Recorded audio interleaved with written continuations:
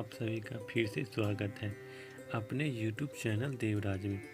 दोस्तों, हम आज बात करने वाले हैं भारत के एक प्रसिद्ध मंदिर जिसका हाल ही में उद्घाटन किया गया है, अयोध्या में स्थापित श्री राम लला के मंदिर। इस मंदिर के निर्माण के लिए कई वर्षों से भारत के एक बड़े वर्गों ने इस मंदिर के लिए कठिन तपस्या एवं समय दिया है।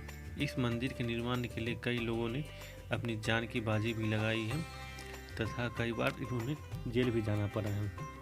श्री राम मंदिर के निर्माण करता है श्री राम जन्मभूमि तीर्थ क्षेत्र। इसे L&T कंपनी जिसे लॉयन एंड ट्यूब द्वारा निर्मित किया गया है। इस मंदिर को स्थापना 22 जनवरी 2024 को किया गया तथा इसका शिलान्यास 5 अगस्त 2020 को किया गया। इस मंदिर के पूर्ण निर्माण में 3 वर्ष 10 माह 1 दिन का समय लगा है। इस मंदिर के अंतर्गत एक मुख्य मंदिर जिसमें श्री राम लला के बाल स्वरूप को स्थापित किया गया है तथा 6 अन्य मंदिरों का निर्माण किया गया जिसमें विभिन्न देवी देवताओं को स्थापित किया जाएगा। 22 जनवरी को मंदिर के उद्घाटन के बाद इसे 23 जनवरी से आम श्रद्धालुओं के लिए खोल दिया गया। इस मंदिर में दर्शन करने का समय सुबह 7 बजे से दोपहर के 11:30 तथा फिर पुनः दोपहर 2 बजे से लेकर शाम 6 बजे तक भक्तों के लिए खुला रहेगा। अगर भक्तों की अत्यधिक भीड़ बढ़ जाए तो इस समय को थोड़ा बढ़ाया भी जा सकता है। इस मंदिर तक लोगों का आना जाने के लिए यहाँ अंतर्राष्ट्रीय हवाई अड्डे का स्थापना किया गया है। फिलहाल तो यहाँ अंतर्राष्ट्रीय प्लेन तो नहीं आ रहे हैं, लेकिन देश के विभिन्न कोनों से सभी एयरपोर्टों से अयोध्या के लिए सीधी उड़ान की व्यवस्था की गई है। अयोध्या अंतर्राष्ट्रीय हवाई अड्डा को भी हूबहू मंदिर की आकृति में ही बनाया गया है ताकि यह विदेशी पर्यटन को काफ़ी हद तक बढ़ाया जा सके। इसके साथ साथ ही यहाँ एक रेलवे स्टेशन को भी आधुनिकीकृत बनाया गया है तथा इसकी भी आकृति मंदिर की आकृति से काफ़ी मिलती जुलती है, जिससे यह अयोध्या के पर्यटन को काफ़ी हद तक बढ़ाएगा। साथ ही साथ अयोध्या के विभिन्न मार्गों पर एवं विभिन्न स्थानों पर रामायण से संबंधित चित्रों को बनाया गया है, जिससे यहाँ का क्षेत्र काफ़ी आकर्षक लगता है और पूरा अयोध्या नगरी रामायण के चित्रों से भरपूर है तथा विभिन्न स्थानों पर कई इस प्रकार की कलाकृतियों बनाई गई है जो हमें प्राचीन काल में रामायण के समय की याद दिलाती है। अयोध्या मंदिर का विवाद काफ़ी पुराना है। 16वीं शताब्दी अर्थात 1528 ईस्वी के आसपास बाबर ने जब बिहार का अभियान करने के दौरान उन्हें उत्तर प्रदेश के अयोध्या में स्थित भव्य राम मंदिर को ध्वस्त करके उसी स्थान पर मस्जिद का निर्माण कराया जिसे बाबरी मस्जिद के नाम से जाना जाएगा। मस्जिद का पहला ऐतिहासिक साक्ष्य 1767 ईस्वी में मिलता है, जो जूसिट मिशनरी जोसेफ टेथियनर द्वारा लिखित लैटिन पुस्तक डिस्क्रिप्टिवा इंडिया में मिलता है। इसके अनुसार मस्जिद का निर्माण रामकोट मंदिर अर्थात राम के किला माना जाता है और बेदी राम जहाँ जन्म स्थान है उसे नष्ट करके वहाँ पर बाबरी मस्जिद का निर्माण किया गया है।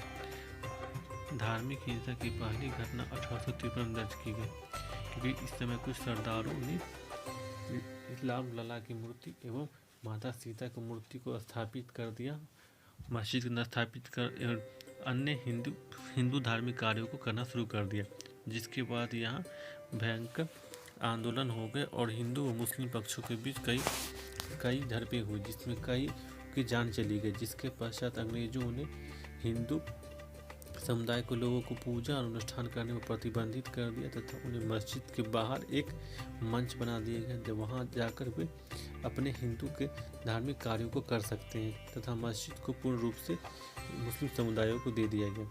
फिर आधुनिक युग में 22 से 23 दिसंबर 1949 को रात को बाबरी मस्जिद के अंदर राम और सीता की मूर्तियों को पाया गया, जिसके बाद फिर से पुनः मुस्लिम और हिंदू पक्षों के बीच झड़पें होने लगी तथा वर्ष 1950 तक यह झड़पें चालू रही, जिसके बाद इस पूरे क्षेत्र में CRPC धारा 145 मस्जिद को नियंत्रित में कर लिया गया और मुसलमानों को नहीं बल्कि उस स्थान को पूजा करने हिंदुओं को अनुमति दे दी गई। और 1980 के दशक में हिंदू राष्ट्रवादी परिवारों और संघ परिवार से संबंधित विश्व हिंदू परिषद ने इस स्थान को हिंदुओं को देने की मांग की तथा इसके बाद पुनः प्राप्ति के लिए इस स्थान पर रामलला को समर्पित एक मंदिर बनाने का एक नया आंदोलन ही शुरू हो गया, जिस पर जय श्री राम लिखी ईंट और धन एकत्रित करने के लिए कार्य शुरू कर दिया। प्रधानमंत्री राजीव गांधी के नेतृत्व वाली सरकार ने विहिप के शिलान्यास को आगे बढ़ाने की अनुमति दी तथा तत्कालीन गृह मंत्री बूटा सिंह ने औपचारिक रूप से विहिप नेता अशोक सिंघल को अनुमति दी। प्रारंभ में भारत सरकार और उत्तर प्रदेश सरकार इस बात पर सहमत हुए कि शिलान्यास विवादित स्थल के बाहर ही किया जाए और वही उसी मंच पर एक छोटे से राम मंदिर को स्थापित किया गया और उसी मंच पर पूजा अर्चना की जाने लगी। तथा समय बीतता गया और यह मंदिर बनाने के आंदोलन ने नई दिशा पकड़ती चली गई, जिसके बाद एक के बाद फिर भारतीय जनता पार्टी ने, जिसमें लाल कृष्ण आडवाणी के नेतृत्व में, उन्होंने पूरे भारत में एक आंदोलन ही छेड़ दिया राम मंदिर को बनाने का, जिसके पश्चात वर्ष 1992 ईस्वी के आसपास उत्तर प्रदेश में राम मंदिर को बनाने की, हालांकि 9 नवंबर 1989 को वीएचपी नेता और साधुओं के एक समूह ने विवादित भूमि के बगल में 200 लीटर के साथ क्यूबिक फुट गड्ढा खोद कर आधारशिला रखी और वही गर्भगृह का 3 द्वार बनवाया। इसके बाद विहिप ने विवादित मस्जिद से सटी जमीन पर एक मंदिर की नींव रखी और 6 नवंबर 1992 को वीएचपी और भारत के जनता पार्टी ने इस स्थल पर 1.5 लाख स्वयं सेवकों को शामिल करते हुए एक रैली का आयोजन किया, जिन्हें कर सेवकों के रूप में जाना जाने लगा।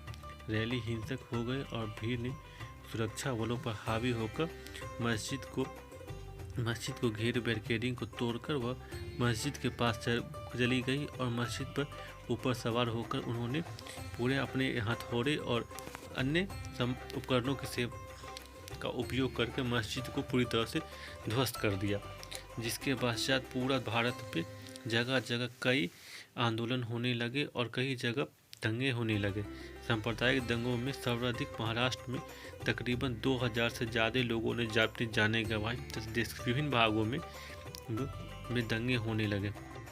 मस्जिद के विध्वंस के परिणामस्वरूप भारत के हिंदू और मुस्लिम समुदायों में कई महीनों तक आंतरिक सांप्रदायिक हिंसा बनी हुई, जिस परिणाम स्वरूप 2000 से ज़्यादा लोगों को जानें चली गई।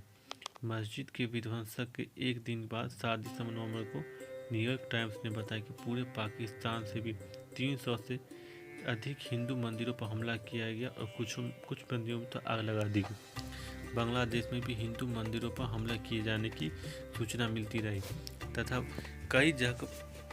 कई अन्य पड़ोसी देशों जैसे अफगानिस्तान में भी हिंदू मंदिरों को तोड़ने की बात सामने आई है। इसके बाद 5 जुलाई 2005 को 5 आतंकवादियों ने अयोध्या को नष्ट की गई बाबरी मस्जिद के स्थान पर पास बनाई अस्थायी राम मंदिर पर हमला किया, जिसमें सीआरपीएफ के आगामी मुठभेड़ में 5 जवान शहीद हो गए, जबकि हमलावर द्वारा घेराबंदी की गई दीवारों को तोड़ दिए गए और ग्रेनेड हमले में एक नागरिक की मौत हो गई। सीआरपीएफ के 3 शहीदाहतों को सामना करना पड़ा, जिसमें कई सैनिकों को गोलियों भी लग गई। इसके बाद भारत में कई स्थानों पर बराबर दंगे देखने को मिलते रहे। भारतीय पुरातत्व सर्वेक्षण ASI ने वर्ष 1978-2003 में की गई 2 पुरातात्विक खुदाई में इस बात का सबूत मिले कि हिंदू मंदिर के अवशेष मौजूद हैं। पुरातात्विक के मोहम्मद ने कई वामपंथी झुकाव वाले इतिहासकारों पर निष्कर्षों को कमजोर करने का आरोप लगाया। इन वर्षों में विभिन्न शीर्षकों और कानून विवादों के होते हुए इस दौरान में अयोध्या में निश्चित क्षेत्र अधिग्रहण अधिनियम को पारित होना था। इसके विवाद सालों तक सुप्रीम कोर्ट में चलता रहा तथा अंत तक 2019 में अयोध्या विवाद पर सुप्रीम कोर्ट ने अपने फैसला दिया तथा विवादित क्षेत्र को पूर्ण रूप से श्री राम मंदिर को सौंप दिया, जिसके अंतर्गत तथा मुस्लिम पक्षों को भी 5 एकड़ अन्य स्थानों पर भूमि देने का वादा किया गया। दोस्तों, इस वीडियो में बस इतनी ही जानकारी के साथ हम अलविदा लेते हैं। दोस्तों, फिर नई जानकारी के साथ मिलते हैं एक नई वीडियो में। तब तक के लिए धन्यवाद। अगर आपको यह वीडियो अच्छा लगे तो प्लीज़ इसे लाइक कीजिए। अगर अब तक आपने इस चैनल को सब्सक्राइब नहीं किया, प्लीज़ इस चैनल को सब्सक्राइब कर लें। ठीक है, धन्यवाद।